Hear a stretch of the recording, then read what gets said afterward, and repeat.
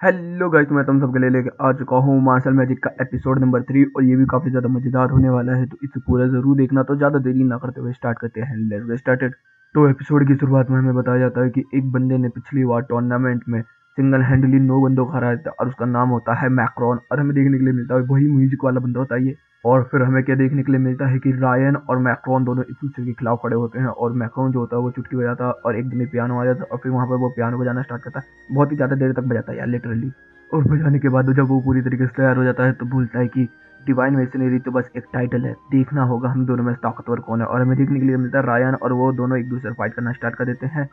और दूसरी तरफ सीन चेंज होता है और हमें देखने के लिए क्या मिलता है कि मास और उसके फ्रेंड्स जो हैं अभी भी गेम वगैरह खेल रहे होते हैं और वो खेल रहे होते हैं बोर्ड गेम, जिसके अंदर मतलब सब लोग कॉमेडी कर रहे होते हैं। सब लोगों को मतलब उनकी जिन चीज़ों से डर लगता है वही चीज़ हो रही होती है उसमें। और फिर सीन चेंज होता रहा, हमें देखने के लिए क्या मिलता है जो फिन होता है वो इस चीज़ को देख के बहुत ज़्यादा खुश हुआ होता है कि उसके बाबा ने बोला था कि हाँ, मैं काफ़ी ज़्यादा खुश हूँ कि मार्च के भी अब दोस्त हो गए हैं। फिर सीन चेंज होता रहा, हमें देखने के लिए क्या मिलता है कि मैक्रॉन और रायन के बीच में फाइट चल रही होती है, जिसके अंदर जो मैक्रॉन होता है वो रायन के ऊपर थोड़ा भारी पड़ रहा होता है। फिर हमें देखने के लिए मिलता है जब मैक्रॉन ज़्यादा भारी पड़ रहा होता है तो मैक्रॉन बोल रहा होता है कि प्यार, लव, ड्रग्स, नशा ये सब एक जैसी चीज़ है। नॉर्मल लाइफ में ये सब चलता है, लेकिन जब किसी को मारने का मजा हो वो बहुत ही अलग आता है। इसलिए मैं आज उस बंदे की खत्म कर दूंगा। तभी जो ये बातें हैं रायन सुनता है तो बोलता है कि अच्छा, तेरी ऐसी औकात है। और तभी हमें क्या देखने को मिलता है, मैकॉन बहुत ज़्यादा डरने लगता है और हमें पता चलता है कि वो कुछ शिफ्ट कर रहा है। और दूसरी तरफ हमें देखने के लिए क्या मिलता है कि जो उनका प्रिंसिपल होता है डम्बलडोर, वो उन लोगों को बता रहा होता है एक बंदे को कि कुछ लोगों के पास होते हैं डबल लाइनर। हाँ, वो बहुत ज़्यादा ताकतवर होते हैं, मैं मानता हूँ, लेकिन जो 3 लाइनर होते हैं वो सबसे ज़्यादा ताकतवर होते हैं। और जो रायन है वो 3 लाइनर है। और हमें देखने के लिए क्या मिलता है कि धीरे धीरे करके रायन के चेहरे पे कुछ हो रहा होता है और उसके चेहरे पे तीसरी लाइन भी निकल कर आ जाती है। और हमें देखने के लिए मिलता है फिर से सीन चेंज और वो लोग अभी भी बोर्ड गेम ही खेल रहे होते हैं, जिसके अंदर मार फिर से हार जाता है और फिर वो भाग के कमरे से निकल जाता है और फिर बहुत ही तेजी से भागता भागता भागता भागता उस जगह पर पहुंच जाता है जिस जगह पर वो लोग फाइट कर रहे होते हैं, मैक्रॉन और रायन।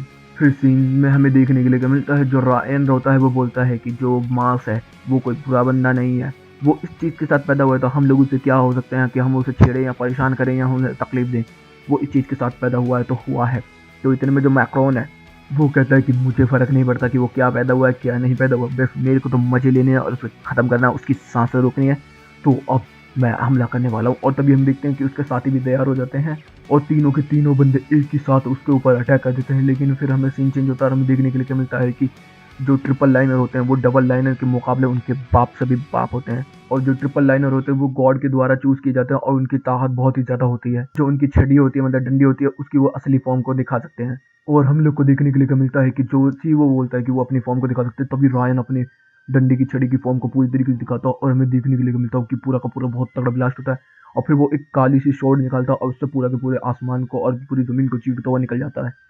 तभी हमें देखने के लिए क्या मिलता है कि वहाँ पर दुश्मनों का तो सफाया हो चुका है। तभी वहाँ पे मास आ जाता है और मास बोलता है कि तुम लोगों ने तो बड़ा कमाल का दिखा। तो वो बोलता है कि मास, तेरे लिए जगह बिल्कुल भी ठीक नहीं है, जा तू अपने कमरे में चला जा, अपने घर पे चला जा, टेंशन मत ले, तू, मैं यहाँ पर इस चीज़ को संभाल लूंगा।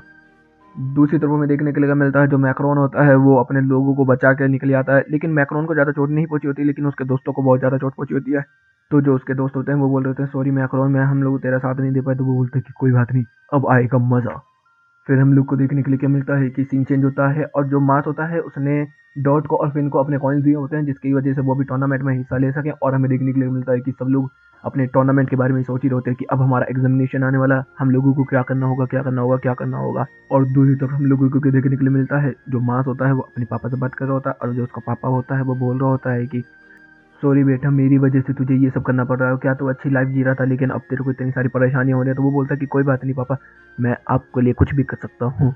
फिर सीन चेंज होता है और हमें देखने के लिए क्या मिलता है कि वो लोग एक डूम के अंदर हैं, जिसके अंदर वहाँ पे टूर्नामेंट होने वाला है, चारों तरफ बंदे बैठे हुए हैं। फिर हमें कुछ बंदे इंस्टीट्यूट करवाए जाते हैं जिसके अंदर अलग अलग टाइप के बंदे होते हैं, सब अपने अपने कॉइन जीते होते हैं।